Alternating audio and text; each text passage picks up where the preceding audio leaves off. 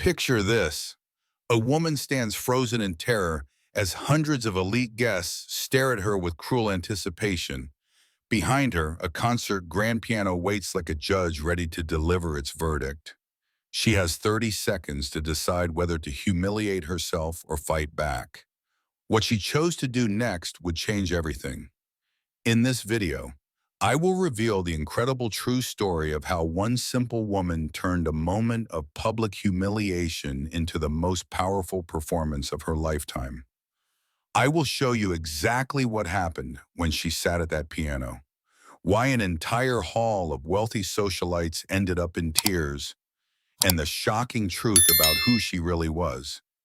I spent weeks researching this story, tracking down eyewitness accounts and uncovering details that will leave you speechless. By the end, you will understand why this moment became legendary in classical music circles and why it teaches us something profound about human dignity. The Grand Metropolitan Opera House buzzed with anticipation that evening. Crystal chandeliers cast dancing shadows across marble floors as America's wealthiest patrons filed into their velvet seats. Diamond necklaces caught the light. Designer gowns rustled with importance.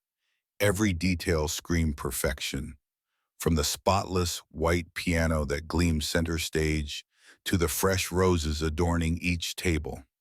This was not just any concert. This was the annual charity gala, where New York's elite gathered to see and be seen. The kind of event where a single ticket cost more than most people earn in a month, where business deals worth millions were sealed with handshakes between movements, where reputations were made and destroyed with a single whispered comment. The audience settled into their seats with the confidence of people who own the world. They chatted about their latest acquisitions, their children's acceptance into prestigious schools, their summer homes in the Hamptons, the air thick with expensive perfume and the subtle scent of power. Then the lights dimmed. A hush fell over the crowd as a tall figure emerged from the wings. Pierce Whitmore strode onto the stage with the swagger of a man who had never known failure. His tailored tuxedo was immaculate, his silver hair perfectly styled, his smile practiced and predatory. The audience erupted in applause. They knew this name. They had paid handsomely to hear this legend perform. Pierce Whitmore, the celebrated pianist who had graced the world's most prestigious concert halls, the man whose recordings topped classical charts, the artist whose technique was flawless and whose ego was even larger. He raised his hands for silence, and the room obeyed instantly. This was his kingdom, and everyone knew it. But while the spotlight blazed on Pierce, something else was happening in the shadows. In the far corner of the hall, barely visible in the dim light, a figure moved quietly among the tables. She wore a simple black dress that looked like it came from a department store clearance rack. Her hair was pulled back in a plain ponytail. No jewelry adorned her neck or wrists. This was Hadley. She moved like a ghost through the opulent crowd, refilling water glasses that were already full, straightening napkins that were already perfect, dusting surfaces that gleamed without a speck of dirt. Her movements were precise, almost ritualistic. She handled each glass as if it were made of the finest crystal, even though she knew these people saw her as nothing more than part of the furniture. But something was different about Hadley tonight. As Pierce began his first piece, a technically perfect but emotionally cold rendition of Bach's Goldberg Variations, her hands stilled on the table she was cleaning. Her eyes lifted to the stage, and for just a moment, her carefully composed mask slipped. Her fingers began to move, not consciously, but as if controlled by the music itself. They traced the melody in the air, following every note, every phrase, every subtle dynamic change. Her breathing synchronized with the musical phrases. Her body swayed almost imperceptibly with the rhythm. This was not the casual appreciation of a music lover. This was the deep, instinctive response of someone who understood music in her bones. Someone who could feel the mathematical precision behind every note. Who could anticipate every harmonic progression? Who knew exactly where the composer was taking the listener? Pierce noticed her. How could he not? In a room full of polite but distracted socialites checking their phones and whispering about stock prices, here was someone actually listening, really listening, with the kind of focused attention that most audiences never gave, even in the world's greatest concert halls. And it irritated him beyond measure. Who was this nobody, this servant, to stand there and listen to his performance with such intensity? What gave her the right to understand his music, to follow along as if she belonged in this world of artistic excellence? The thought gnawed at him as he moved through the first movement. His fingers flew across the keys with mechanical precision, but his mind was elsewhere, fixed on that figure in the corner who dared to appreciate his art with such obvious comprehension. As the final notes of the Bach piece faded into silence, Pierce stood to acknowledge the polite applause. But instead of beginning his next scheduled piece, he paused. A cruel smile played at the corners of his mouth as an idea formed in his mind. He had built his reputation not just on technical brilliance, but on his ability to command a room, to make people feel small in the presence of his greatness. And tonight he had found the perfect target. Ladies and gentlemen, Pierce's voice carried easily through the hall, smooth and confident. Before we continue, I could not help but notice we have a true music lover among us this evening. A few heads turned, scanning the crowd uncertainly. Hadley froze at her table, sensing somehow that she had become the center of attention. The young lady in the corner there, Pierce continued, gesturing toward Hadley with theatrical flair. She has been following along as such obvious appreciation, such deep understanding of the music. Now every eye in the hall was on Hadley. She felt the weight of their stares like physical pressure. The wealthy patrons looked at her with a mixture of confusion and disdain. Who was this poorly dressed woman? And why was the great Pierce Whitmore talking about her, I am curious? Pierce said, his voice dripping with false charm. You seem to know this music so well. Perhaps you play yourself. You were following every note with such precision. Hadley's face flushed red. She shook her head quickly, trying to shrink back into the shadows. But Pierce was not finished with her. Oh, do not be modest, he pressed, his smile growing wider and more predatory. I insist, if you love Chopin so much, surely you know at least something simple, perhaps Twinkle, Twinkle, Little Star. The audience began to chuckle. They understood the game now. This was entertainment of a different sort. The great artist was about to humiliate a pretentious servant who had dared to act above her station. Come now, Pierce continued, gesturing toward the piano with exaggerated courtesy. I insist you join me on stage. Show us what you can do. Hadley's hands trembled as she clutched her cleaning cloth. Every instinct screamed at her to run, to disappear, to escape this nightmare. But she was trapped, surrounded by hundreds of people who expected her to either perform or cower in shame. The seconds stretched like hours as she stood there, paralyzed by terror and humiliation. The crowd waited with hungry anticipation. Pierce stood beside his piano with the satisfied expression of a predator who had cornered its prey.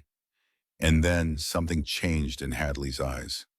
The fear was still there, but underneath it, something else began to emerge.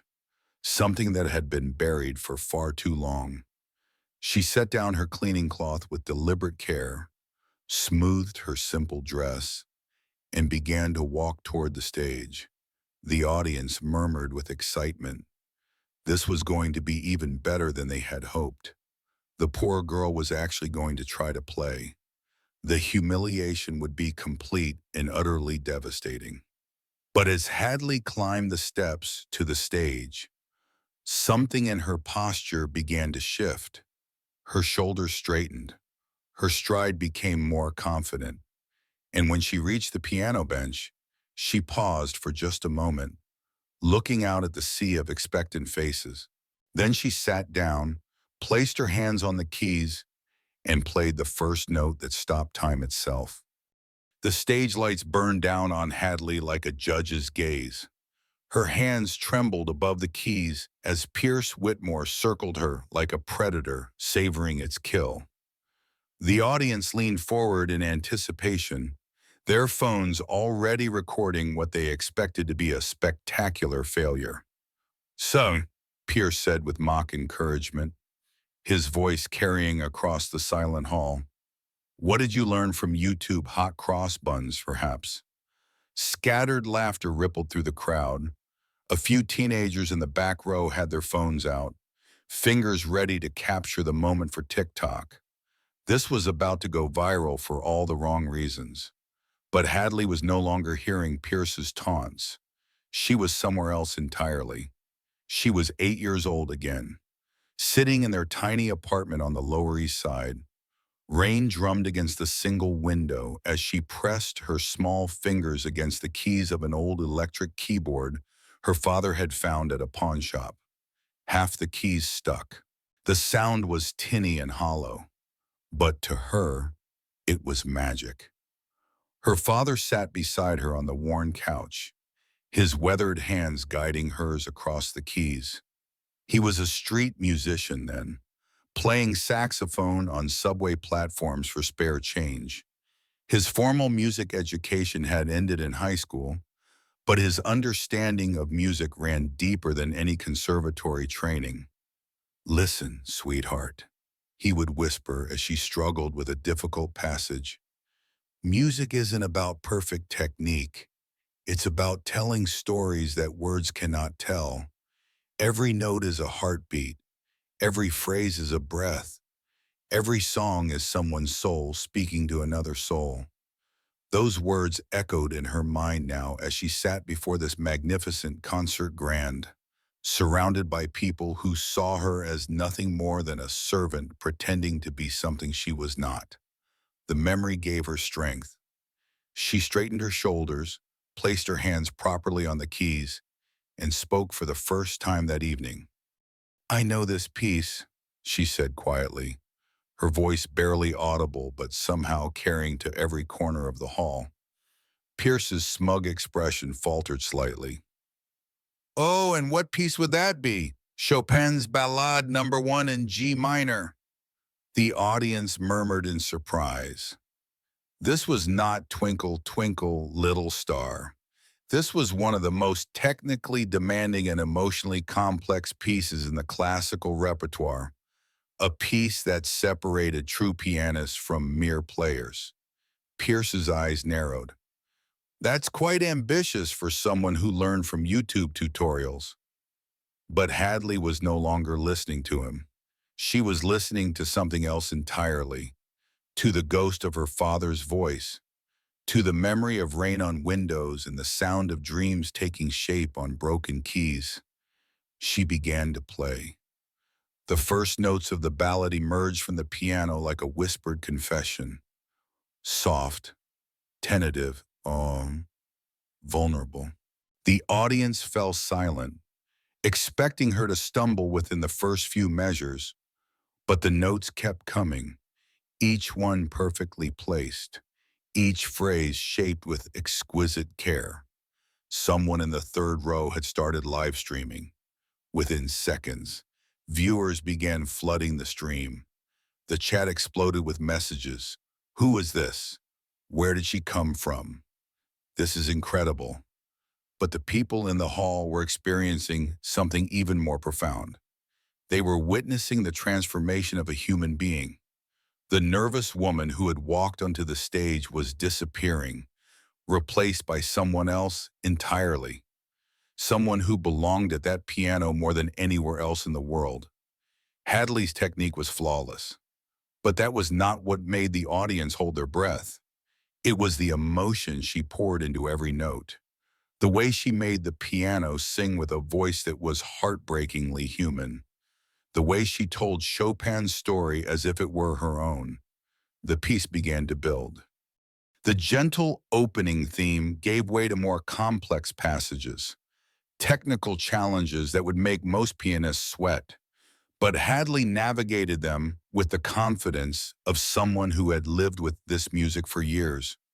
Her fingers danced across the keys with impossible grace, drawing sounds from the instrument that seemed to come from somewhere beyond the physical world.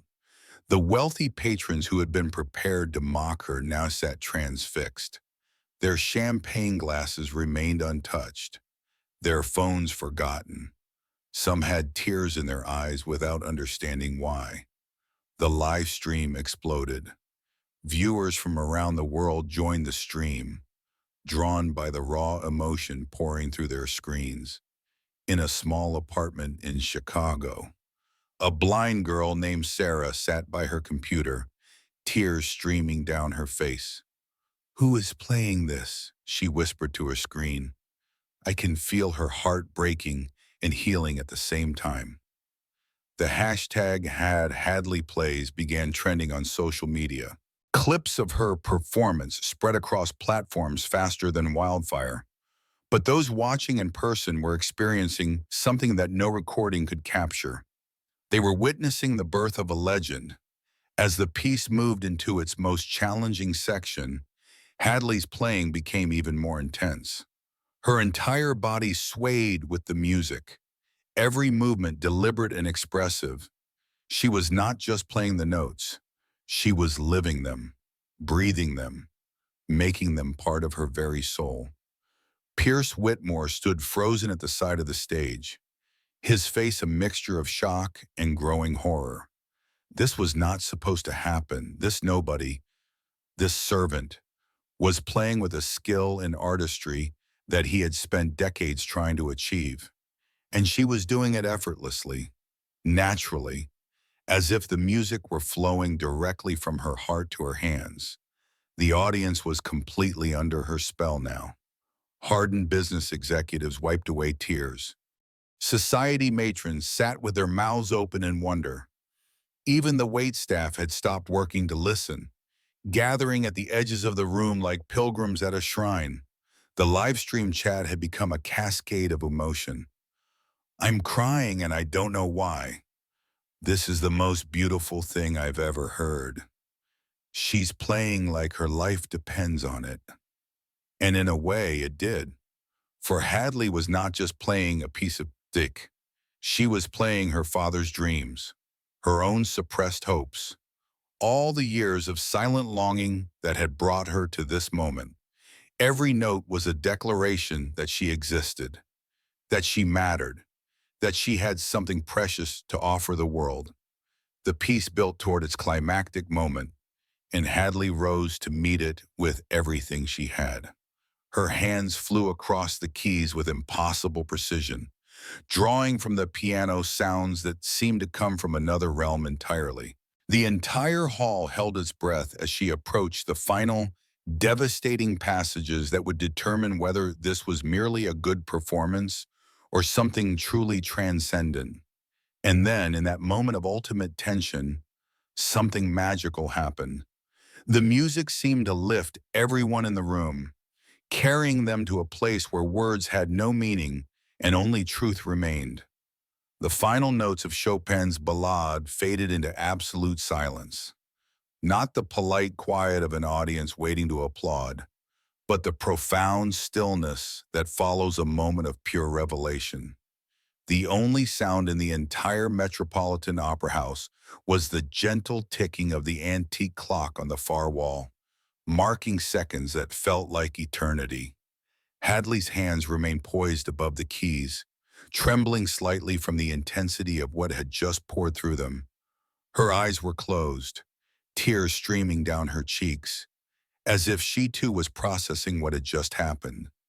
Then, from somewhere in the middle of the hall, an elderly woman's voice broke the silence. Her words carried the weight of absolute truth. She was not playing piano. She was telling stories with the keys. That single sentence shattered the spell.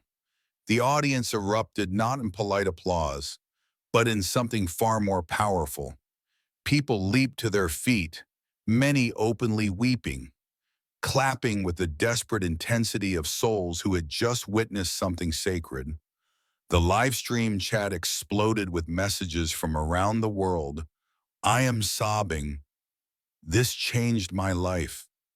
I will never be the same. But the most shocking moment came when Pierce Whitmore walked slowly across the stage.